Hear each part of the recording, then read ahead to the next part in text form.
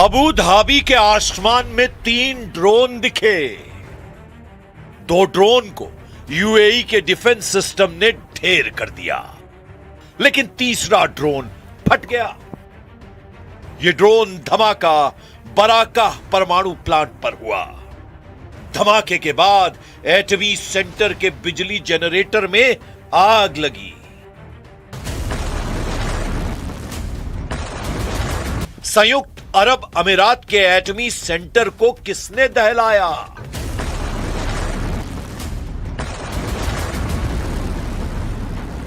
क्या ये ईरान है या फिर कोई और? यूएई ने ऐलान किया है कि उसे बदला लेने का पूरा अधिकार है, लेकिन वो बदला लेगा किससे?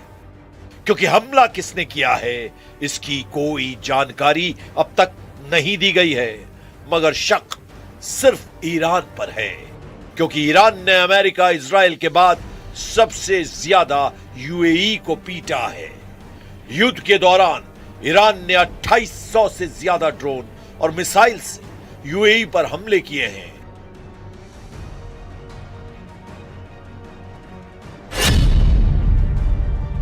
ऐसे में सवाल है कि क्या अमेरिका से पहले ईरान ने शुरू कर दिया सेकेंड राउंड युद्ध?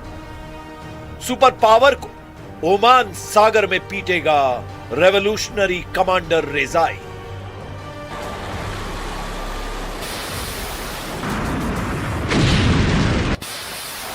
हॉर्मुज में ट्रंप बैकफुट पर है। ईरान में ट्रंप का कोई दांव नहीं चल रहा। यूरेनियम पर ट्रंप की ईरान नहीं सुन रहा है। ईरान ने क्लियर कर दिया है कि कतर वॉर गेम में सबसे सॉलिड प्लेयर बन चुका है।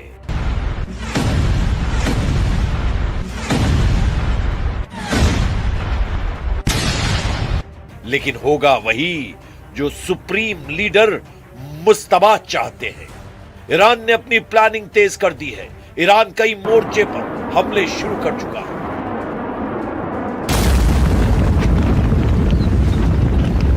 जमीन और समुद्री वॉर जोन में ईरान के रॉकेट फटने लगे हैं। इराक के कुर्दिस्तान में ईरान ने भयानक हमला किया है।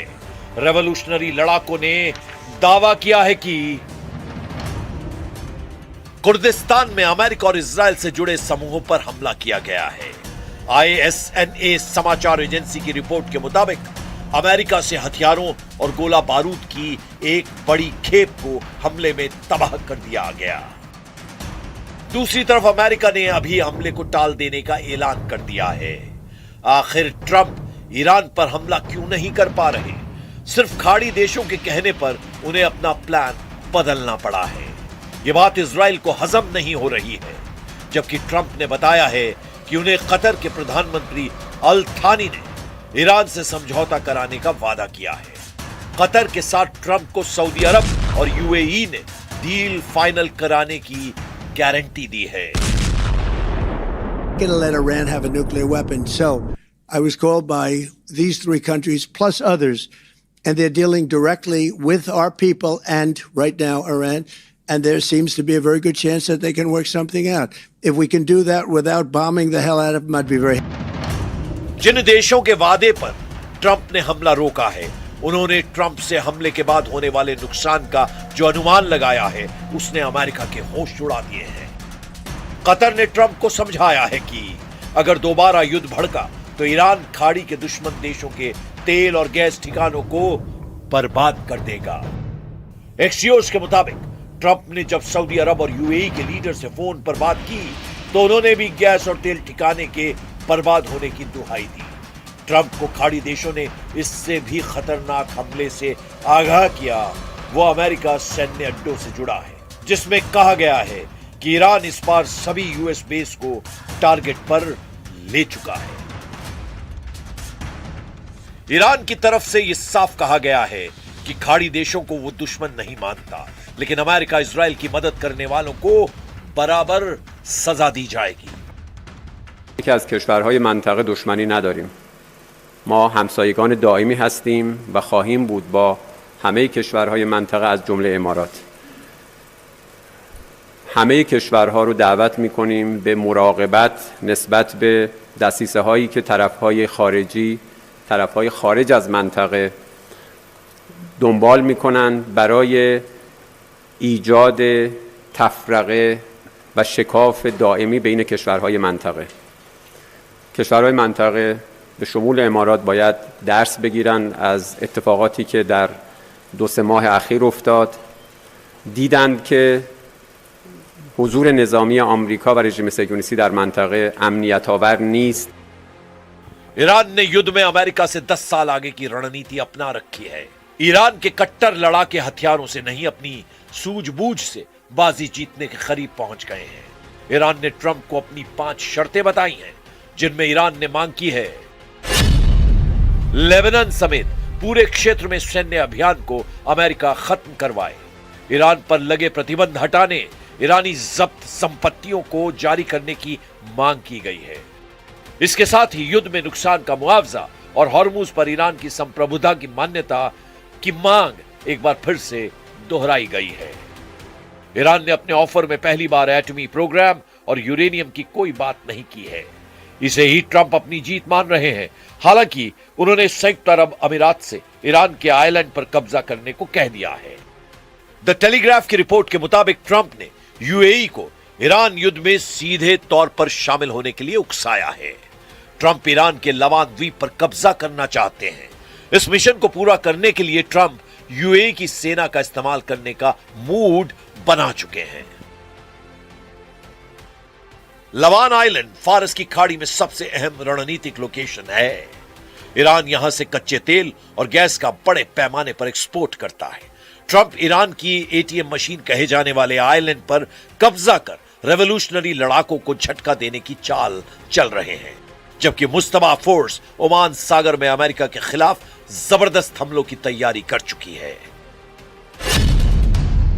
ओमान सागर और अरब सागर के बीच अमेरिकी नौसेना के कम से कम 20 युद्धपोत, जिनमें डिस्ट्रॉयर, स्पोर्ट शिप और मरीन असॉल्ट शिप शामिल हैं, वो ऑपरेट कर रहे हैं।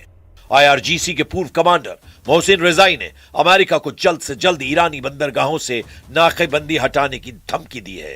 कमांडर रिजाई ने कहा है कि ट्रंप ने ब्लॉकेड नहीं हटाया तो ओमान सागर अमेरिकी नेवी की कब्रगाह बन सकता है। मतलब यह है कि हॉर्मुज फ्रंट साइलेंट है तो ओमान फ्रंट एक्टिव है, ईरान फ्रंट साइलेंट है तो इराक फ्रंट एक्टिव है, सीरिया फ्रंट साइलेंट हुआ है तो लेबनान और गजा फ्रंट एक्टिव हो गए हैं। खाड़ी में युद्ध रुका नहीं है, बम बरस रहे हैं, मिसाइलें फट रही हैं, ड्रोन धमाके भी हो रहे हैं। फर्क बस इतना है कि खुल्लम खुल्ला युद्ध की जगह स्ट्राइक की जा रही है, जिससे दुश्मन को कमजोर किया जा सके, क्योंकि अगली लड़ाई बड़ी भीषण है, क्योंकि अगला राउंड सबसे भयानक है। ईरान के बख्तियारी कबीले ने अमेरिका के नाम जो पैगाम भेजा है, वो यही बता रहा है कि युद्ध का नेक्स्ट एपिसोड सोच से परे होगा। ترامپ هشدار میدم که دست از این شیاطین شیطنت بازی ها برداره که با دنب شیر داره بازی میکنه.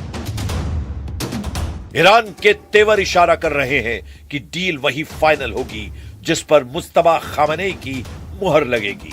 मुस्तबा खामनेई क्लियर कर चुके हैं कि न्यूक्लियर प्रोग्राम ईरान की राष्ट्रीय संपत्ति है। मायने हैं कि ट्रंप की यूरेनियम हासिल करने की कोशिश धमकियों से पूरी होती नहीं दिख रही है।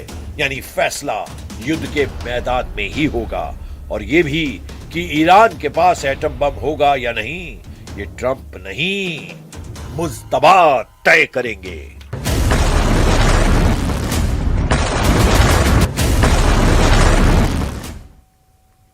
और ट्रंप की बार बार धमकियों और तैयारियों के खिलाफ पूरा ईरान ने पलटवार किया है। ईरान ने कहा कि जंग के लिए पूरा ईरान तैयार है, तो वहीं कई एक्सपर्ट्स मान रहे हैं कि इस बार ईरान इजराइल के साथ साथ खाड़ी देशों में भी जबरदस्त तबाही मचा सकता है।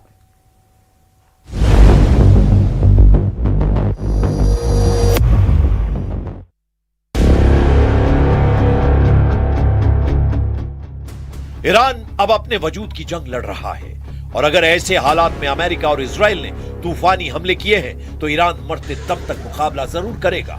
खबर तो यह भी है कि रूस और चीन भी अमेरिका की तमाम अपीलों के बावजूद ईरान की हथियारों से जबरदस्त मदद करने पर उतारू हैं। मीडिया रिपोर्ट्स में दावे किए जा रहे हैं कि ईरान को चीन भारी मात्रा में घातक हथियार अलग अलग रूट से सप्लाई करने जा रहा है। ईरान युद्ध में कुछ ऐसा चल रहा है जिसने हर किसी को हैरान कर दिया है। अमेरिकी प्रेसिडेंट डोनाल्ड ट्रंप ने कहा कि ईरान के खिलाफ जारी जंग अमेरिका हर हाल में जीतेगा। चीनी दौरे के दौरान ट्रंप ने कहा था ईरान या तो समझौता करेगा या फिर तबाह हो जाएगा, लेकिन सवाल उठता है कैसे? हॉर्मूज पर ईरानी पकड़ रत्ती भर कब नहीं हुई है। इधर ट्रंप ने जिनपिंग पर दबाव डाला है कि हॉर्मूज को किसी भी कीमत पर खुलवाया है। जो खुफिया रिपोर्ट्स आ रही हैं वो हैरान करने वाली हैं। जिनपिंग का ट्रंप से ईरानी धोखा, तेहरान पहुंचे चीनी हथियार। चीन द्वारा ईरान को बड़े पैमाने पर हथियार बेचने की तैयारी को लेकर मई 2026 में कई गंभीर खुफिया रिपोर्ट्स और दावे सामने आए हैं। खुफिया रिपोर्ट्स के बड़े दावे, कई अंतरराष्ट्रीय खुफिया इनपुट्स और सैन्य विश्लेषकों के मुताबिक चीन और ईरान के बीच एक महारक्षा सौदा अंतिम चरण में है। उन्नत लड़ाकू विमान, रिपोर्टों के अनुसार चीन ईरान को अपने आधुनिक J-10C और शायद J-20 स्टिल्थ फाइटर लड़ाकू विमान देने की योजना बना रहा है ताकि ईरान की पुरानी हो चुकी वायुसेना को बदला जा सके। मिसाइल और ड्रोन तकनीक, खुफिया दावों के अनुसार चीन ईरान को हाइपरसोनिक मिसाइल तकनीक और उन्नत स्वॉर्म ड्रोन सिस्टम की सप्लाई करने की तैयारी में है। वायु रक्षा प्रणाली, ईरान अपनी हवाई सीमाओं को इजरायली हमलों से सुरक्षित करने के लिए चीन की HQ-9 जैसी आधुनिक सतह से हवा में मार करने वाली मिसाइल प्रणालियों में गहरी रुचि दिखा रहा है। आंख से खेल रहे हैं ईरान चीन। इधर अमेरिकी विदेश मंत्रालय ने कहा कि यदि चीन युद्ध के इस दौर में ईरान को घातक हथियार देता है तो इसे आंख से खेलना माना जाएगा। राष्ट्रपति डोनाल्ड ट्रंप ने संकेत दे दिया है कि जो भी देश ईरान को सैन्य सहायता देगा उस पर अमेरिका और उसके सहयोगी देश कड़े आर्थिक प्रतिबंध लगाएंगे।